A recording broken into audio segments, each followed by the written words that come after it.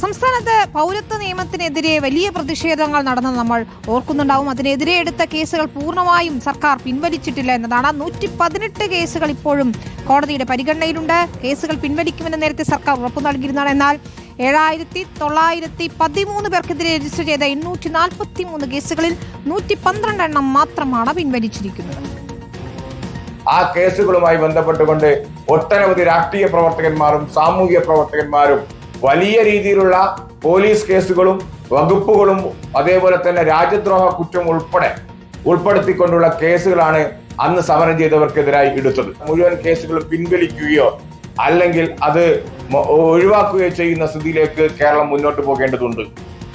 സാനിയോ മനോമയാണ് ചേരുന്നത്. സാനിയോ, ഇതിലിപ്പോൾ 112 കേസുകൾ ഇനിയും 118 കേസുകൾ ഇപ്പോഴും കോടതിയുടെ പരിഗണനയിലുണ്ട് എന്നാണ് നമുക്ക് മനസ്സിലാക്കുന്നത്. സർക്കാരിന്റെ ഇപ്പോഴത്തെ നിലപാട് എന്താണ് ഇക്കാര്യത്തിൽ?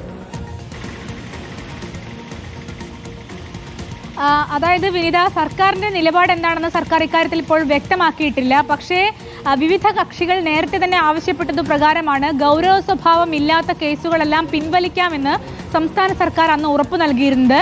സമരം ചെയ്ത എല്ലാ സംഘടനകളിലുമുള്ള ആളുകൾ പറയുന്നത് ഒരു വിഷയത്തിലും, അതായത് ഒരു പ്രതിഷേധത്തിനും ഗൗരവ സ്വഭാവമുള്ളവ ഉണ്ടായിരുന്നില്ല എന്നുള്ളതാണ്. 7913 പേർക്കെതിരെ രജിസ്റ്റർ ചെയ്ത 843 കേസിൽ 112 എണ്ണം മാത്രമാണ് ഇപ്പോൾ പിൻവലിച്ചിരിക്കുന്നത് എന്നുള്ളതാണ് ആരോപണം. 118 കേസുകൾ ഇപ്പോഴും കോടതിയുടെ പരിഗണനയിലാണ്. ആ കേസുകൾക്ക് വേണ്ടി കയറിയിറങ്ങുകയാണ് ഇപ്പോഴും രാഷ്ട്രീയ പ്രവർത്തകരും അതുപോലെ സാംസ്കാരിക പ്രവർത്തകരും എന്നൊക്കെയാണ് പറയുന്നത്.